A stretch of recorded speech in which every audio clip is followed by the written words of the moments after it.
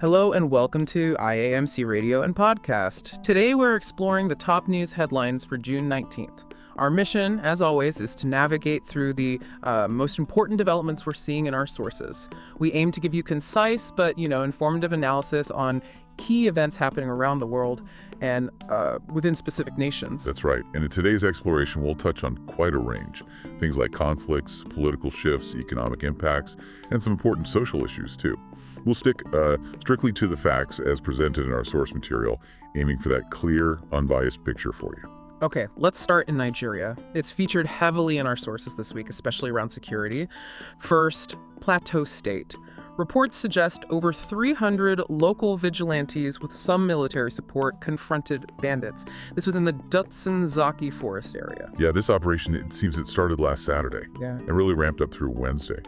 It led to a pretty serious clash. Several suspected bandits killed, apparently some of their wives too. But not without cost to the vigilantes either. No, sadly. 4 vigilantes were killed, and reports say 16 were wounded. The vigilante leader, Abdullahi Hussaini, he called it a great success, despite the losses. Said they're continuing operations to flush out these armed groups who'd made the forest a stronghold. And these gangs were terrorizing local communities, places like Zorak, Adoua. Exactly. Kanasha, Oder, a youth leader, Shapil Sambo, confirmed a vigilante commander was among those killed. It shows you the local commitment, but also the danger. It certainly does a stark picture of communities pushing back, but Nigeria's security situation has other dimensions being discussed. Human rights lawyer Dela Faratimi has voiced some, strong criticism of President Bola Tinubu. This relates to the president's condolence visit to Benue State after those terrible killings. Over 200 people. Yes. Faratimi's comments were quite pointed.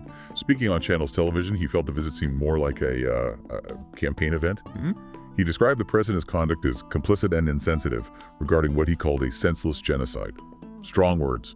Very strong. What's the feeling behind that? What are the implications? Well, Faratimi seems to be tapping into a deeper frustration about how insecurity is handled. He mentioned a sort of desensitization to violence in the country, which is dangerous, right, when these things become almost routine. He also accused the government of making things worse by disarming local communities, leaving them vulnerable. So his solution points towards? State police. He argues the current centralized system is, in his words, a lie and a design for failure. Basically, he thinks it's not equipped to handle the security needs of such a large, diverse country. It feeds into that whole debate about decentralizing security. A really critical debate. Okay, staying with local communities and security. Another concerning report, this time from Kebbi State, also Nigeria, involving a group known as Lakurawa terrorists, often linked to cattle rustling, right? That's the association, yes. And the report, flagged up by security analyst Zagazola Makama, is quite alarming. They're apparently threatening farmers in the Augie local government area. Threatening them over what? Over farming methods. They're threatening to execute farmers who switch from traditional cattle-based farming to modern mechanized tools. So they're trying to dictate how people farm. Exactly. An intelligence source confirmed it. They're literally saying, dictating how we should farm, banning modern methods. It's more than just violence. It's an attempt to control the local economy, livelihoods, especially in areas already hit hard by cattle rustling. And this follows other violence linked to them. Yes. Back in April, suspected Lakurawa gunmen reportedly killed 13 vigilantes in Morai village. The vigilantes were trying to recover stolen cattle. It shows the danger these groups pose. Right, so it's controlled through violence and economic pressure, but there are efforts to push back against these groups too, aren't there? The Nigerian Air Force, MUSS? Indeed. Under Operation Hadin Kai, the NAF conducted precision airstrikes in Borno State.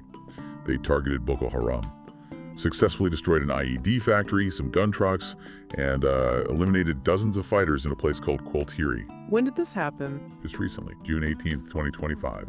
Based on credible intelligence and surveillance, Air Commodore Ihaman Ejidam, the NF spokesperson, said the strikes were a significant blow to the terrorist logistics and their command structure.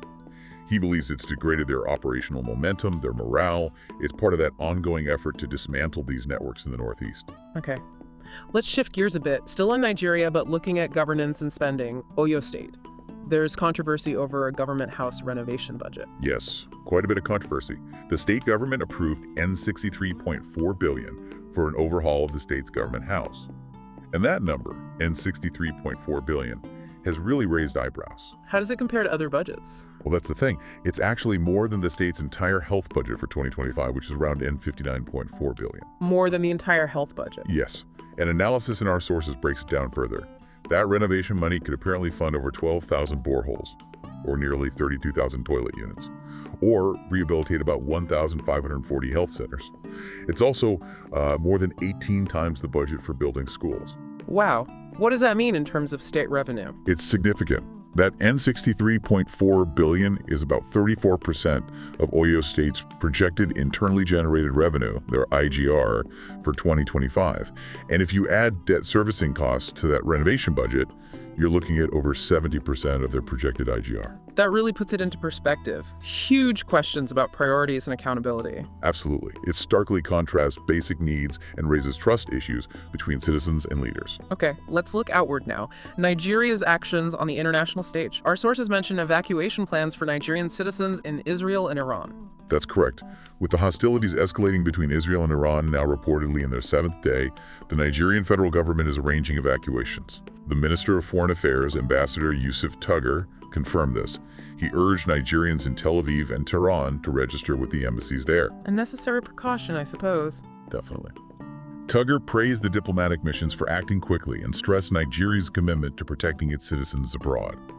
And beyond just the evacuation, Nigeria is also calling for an immediate end to the fighting, urging dialogue and respect for international humanitarian law. Right, and speaking of that Israel-Iran conflict, the situation seems quite volatile. Reports of Iranian missiles hitting a hospital in Israel, Soroka Medical Center in Beersheba. Yes, that's a very serious development. Over 200 people were reportedly wounded. Thankfully, most injuries were described as light.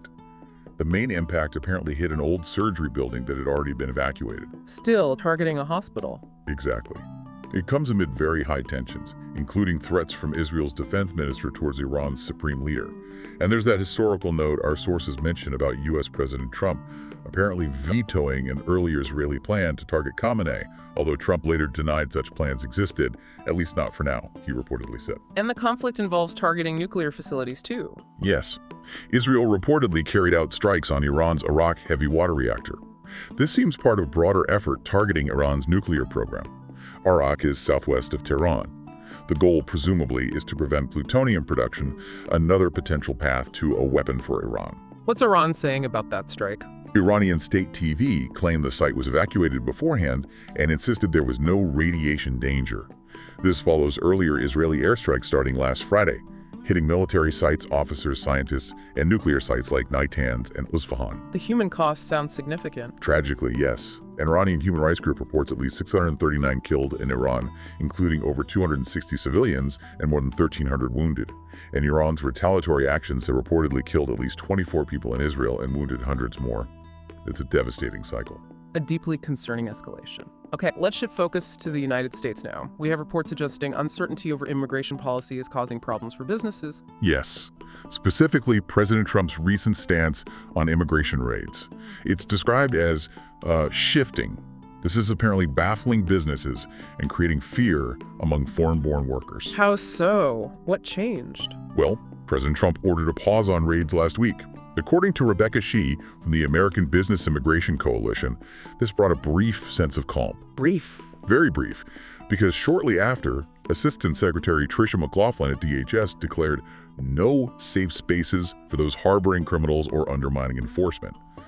So this back and forth, this flip-flop, has reportedly reignited fear and worry. And this has real-world effects. Absolutely. Stephen Miller's push for higher arrest quotas, reportedly jumping from 650 a day to 3,000, led to IC agents showing up on farms. Businesses are struggling. Like a dairy in New Mexico mentioned in the sources, its workforce dropped dramatically from 55 down to 20.